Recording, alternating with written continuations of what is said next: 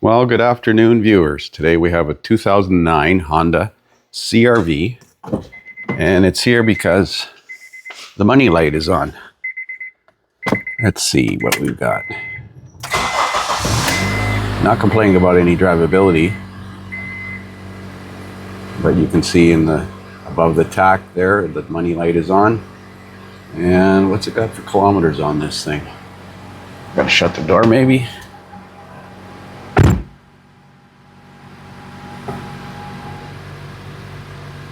Where's the trip odometer? Trip odometer B, 50% oil life, 154,000 kilometers. So let's scan it and see what codes it's generating and get some direction. So I'm loading the vehicle record.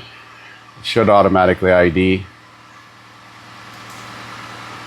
154,433.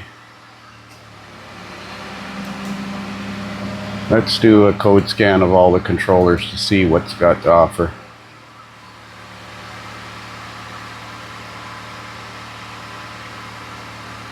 Come on, you can do it. I got the vehicle running, which shouldn't be a problem.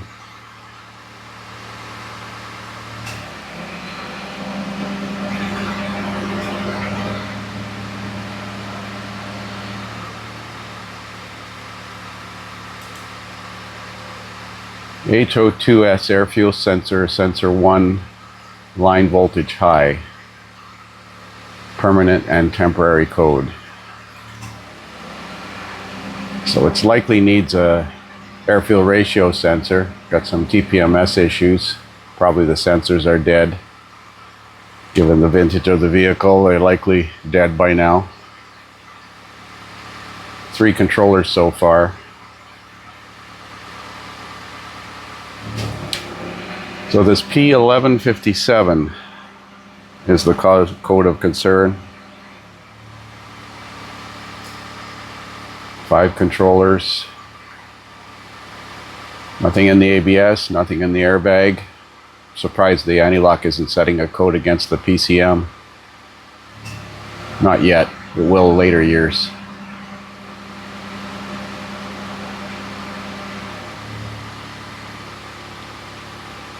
So far only 5 controllers scanned.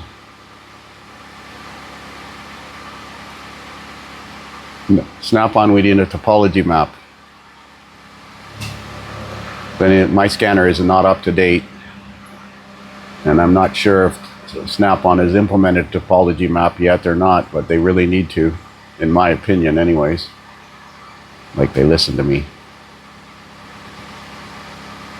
7 computers.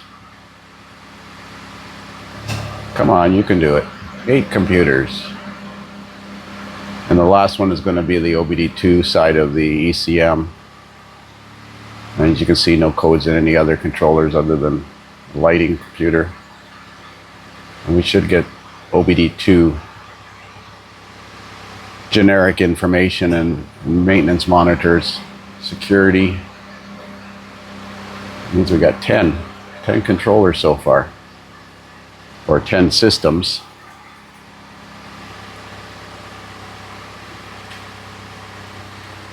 $11. Okay, that's the end. It's building the report. And this scanner saves a record of all this. So 1157. So we're going to go into the engine control computer and look at data. And toss it between fuel. Let's look under powertrain. Concerned about the oxygen sensor, air fuel lambda, air fuel milliamps. So the sensor is a air fuel ratio sensor, produces a current, and it's 0, and that's not right. Air fuel ratio is 14.7. Let's look at the post-CAT O2 sensor. There it is there.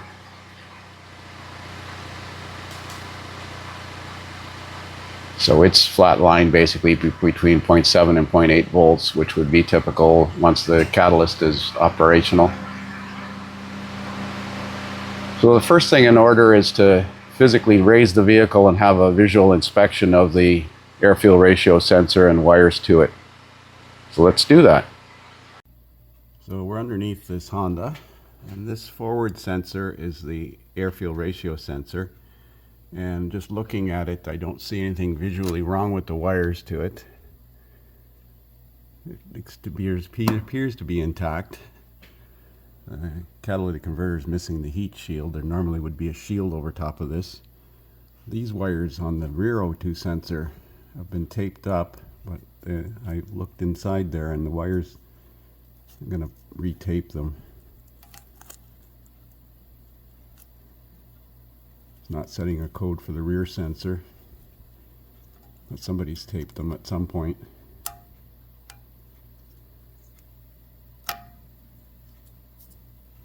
I saw this green loom in there and I thought it was corrosion, but it's just the loom. I'll run some tape on there. But this exhaust flange is ready to fail. Look at the nuts. These used to be 14mm nuts. They're eroded from the salt spray. So we're going to replace this forward oxygen sensor or air fuel ratio sensor. Now, normally I would use an OE one, but it's not available. So we're going to try this NTK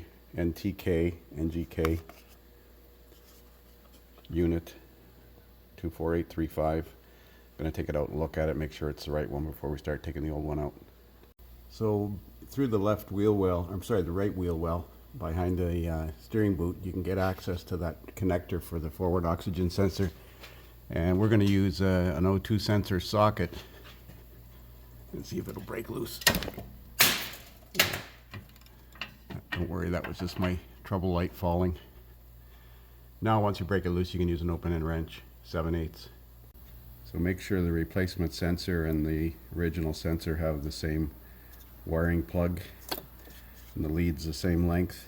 Sensors look virtually identical. Now there is a little tube of copper never-sees that comes with it to put on the threads. I have a container of copper never-sees for that purpose because that little tiny tube is kind of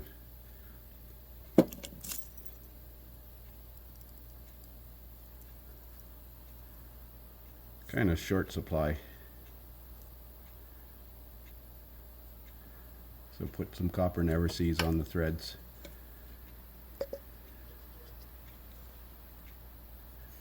And put it in.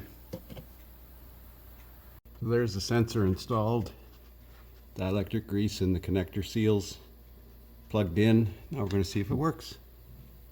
So the first thing we're going to do now is clear the codes. And I did that key on engine off. I'm going to double check that the codes are cleared. No permanent codes, which is hard codes. Temporary codes are history codes or pending codes.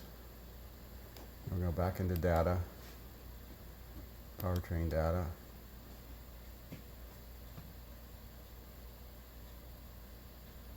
And I'm going to watch this sensor when we start it up.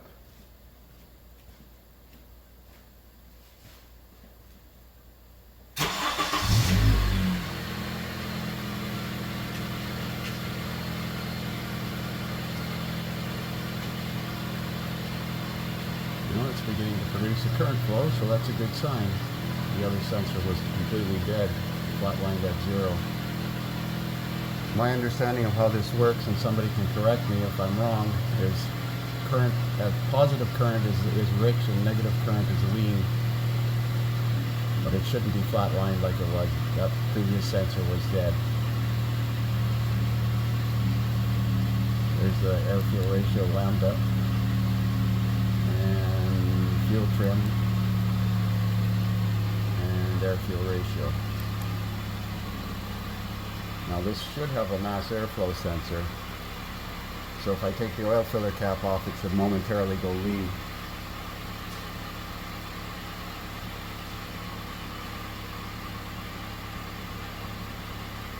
Taking the cap off right now.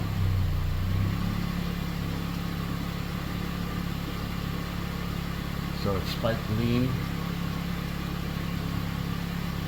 and it adjusted the air-fuel ratio. I'm going to put it back on. It should momentarily be lit.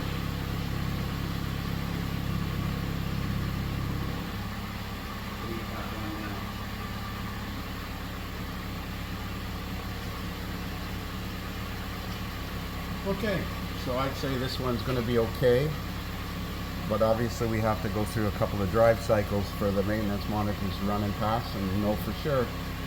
So we'll give it back to the customer with the understanding that if the check engine light comes back on again, we got to get it back and do some further testing. But for now, I'm going to say this one's fixed. Thanks for watching.